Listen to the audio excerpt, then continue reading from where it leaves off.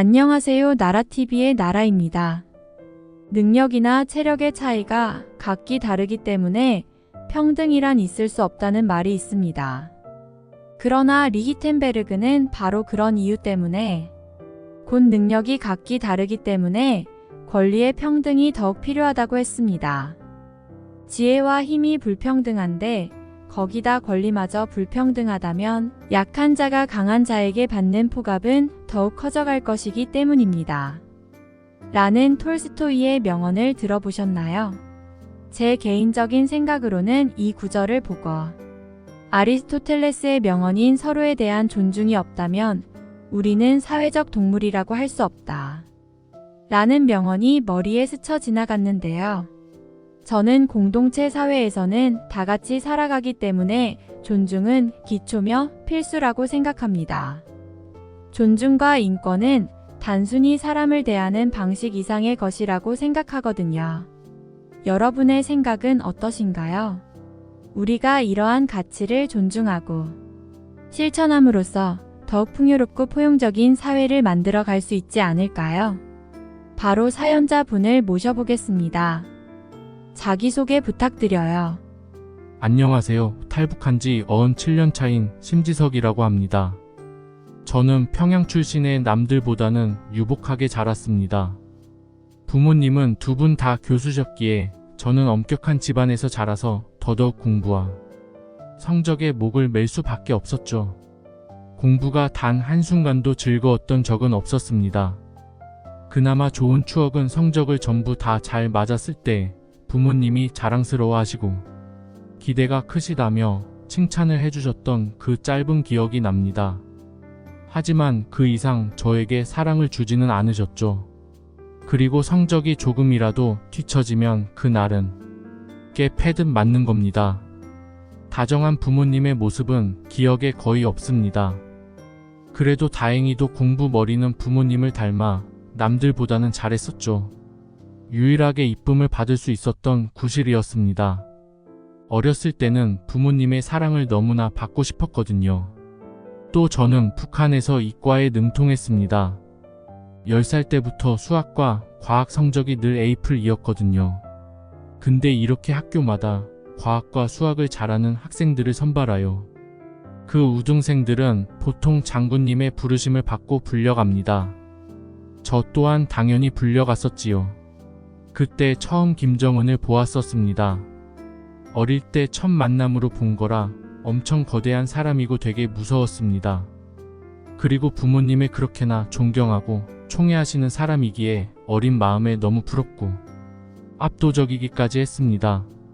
그렇게 북한은 이과 천재 어린 새볕들에게 일찍이 영재 교육을 시키고 나이가 차면 대학교도 역시 핵미사일 프로그램 개발을 위해 진학을 시킵니다. 저는 너무나 좋았었죠. 북한 사람들에게 인정받는 직업이고 부모님도 분명히 좋아하실 테니까요. 하지만 그랬던 제가 어리석었을 정도로 지금은 너무나 후회가 됩니다. 어쩌다가 그렇게까지 후회를 하고 계시나요? 저는 평소에도 열심히 공부를 했었지만 정말 공부만 하다가 사람이 죽을 수도 있겠구나를 처음 느낄 만큼 영재 교육을 받으면서 느꼈습니다. 제가 그동안 해온 건 그냥 숙제 정도였던 겁니다. 매일같이 지겨운 교육과 연구를 거듭하여 대학까지 어찌저찌 열심히 해서 갔습니다. 왜냐면 공부를 안 하면 안 되는 분위기거든요. 몇 명은 당연히 극한의 교육법에 따라 피폐해져서 도망치거나 부모한테 말해도 벗어날 수 있는 방법은 없습니다. 여기서 벗어날 수 있는 유일한 수단은 죽음뿐이었으니까요.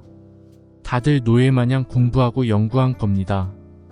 그리고 결혼할 배우자까지 본인 의사 없이 정해진 북한 청년들은 자동적으로 핵과학자 타이틀을 달고 우라늄 광산이나 핵 개발 시설에 강제로 투입이 되는데요.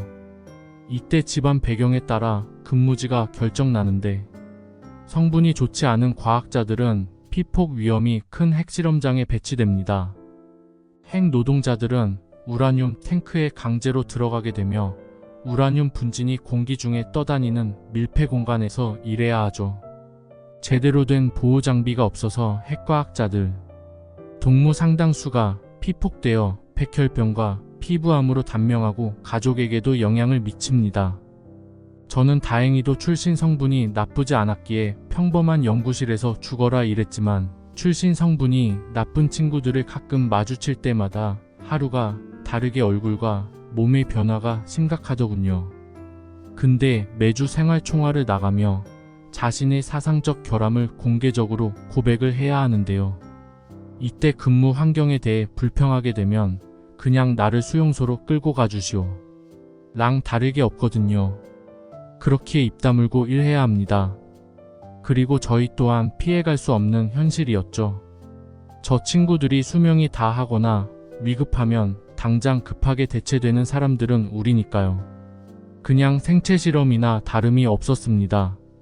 세상에나 노동 환경에서 벗어나지 못하고 있고 기본적인 자유를 박탈당하고 심각한 신체적 위험에 노출되어 있네요. 그것도 어린 나이부터 죽을 때까지 계속해야 된다는 것 아닌가요? 그리고 제대로 된 장비도 없이 피폭 위험에 그냥 노출시키다니 정말 위험하고 너무나 충격적입니다. 그러면 아직까지도 이 문제에 관해 해결되고 있지 않은 건가요? 네, 아직까지도 큰 문제이며 해결 방법은 없습니다. 늘 이렇게 해왔기에 발전이 없습니다. 북한 정권이 지도부의 목표를 핵 관련 종사자들의 건강과 안전보다 우선시하기 때문에 이러한 인권 침해가 발생하고 있는 겁니다. 이 때문에 핵 관련 종사자들은 위험한 환경에서 더 오래 일해야 하고 방사선 노출에는 매우 취약하다는 것입니다.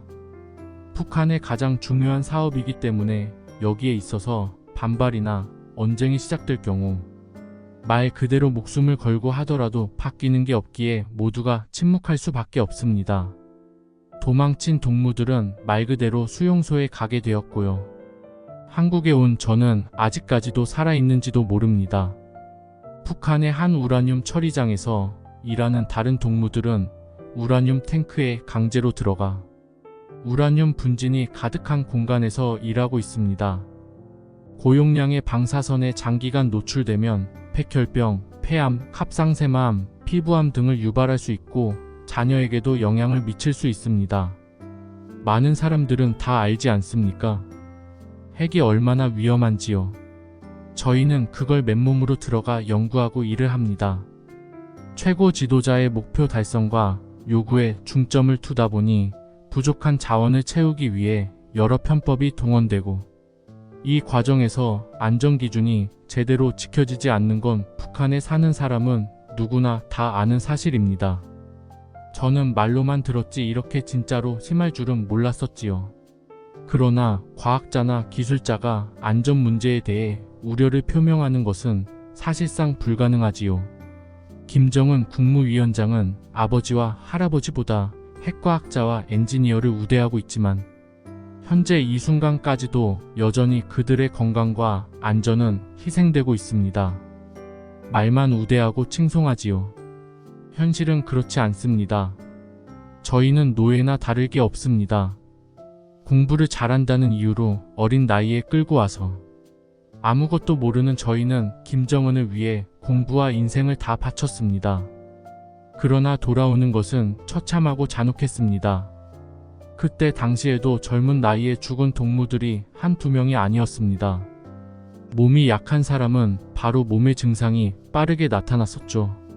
그걸 지켜보는 저희는 아무것도 하지 못한 채 묵묵히 일을 할 수밖에 없었습니다. 차라리 몰래 뭐라도 할 수 있었으면 숨 쉴 구멍이라도 있었더라면 그렇게 피폐하지는 않았을 것 같습니다. 차라리 수용소에 가서 아무것도 안 하고 굶어 죽는 게 나은지 판단도 제대로 안 섰습니다. 24시간 내내 감시를 받습니다. 저희는 자유가 아예 없지요. 저희는 북한의 중요한 자본력이기에 더욱 엄중히 처벌을 하고 많은 고위 간부와 김정은의 관심이 여기에 집중될 수밖에 없었습니다. 그렇게 원망스러웠던 부모에게 살려달라고 했었을 때는 그런 말을 꺼낸 것조차도 비참했지만 돌아오는 무책임한 부모의 외면에 저는 살고 싶지 않아졌습니다. 저를 반역자 취급을 했거든요. 김정은 수령 동지께 충성심은 못 보여줄 망정 머리가 세뇌되었다며 보위부에 신고를 하려던 걸 제가 가까스로 생활총화해서 이 나라의 충성심과 전문적, 사상적 결함을 공개적으로 고백해서 위기를 모면했습니다. 그 뒤로 부모와는 인연을 끊었죠. 제가 탈북을 결심한 이유는 여기보다 지옥은 없겠다 싶어서 죽어도 무조건 탈북을 해보고 죽으리라 다짐하고 시도를 했습니다. 다행히도 한국에 와서 잘 정착하고 살고 있습니다. 너무 행복하고 제 인생 최고의 업적이라고 생각합니다. 한국은 공기부터 다르더군요. 제 사연은 여기까지입니다. 감사합니다. 세상에 너무나 가슴 아픈 사연입니다. 내 편이어야만 하는 부모님마저 배신을 하다니 안타까울 따름입니다. 그리고 북한의 말도 안 되는 이 실체에 대해 아직까지도 해결 방안이 없다니 충격적입니다. 인권 유린이나 다름이 없다고 생각합니다. 한국에 온 이상 과거의 아픈 기억은 접어두고 앞으로의 지석 씨 자신을 위해 건강하고 행복하게 사시길 간절히 바랍니다. 오늘의 영상은 여기까지이며 구독과 좋아요 부탁드립니다. 감사합니다.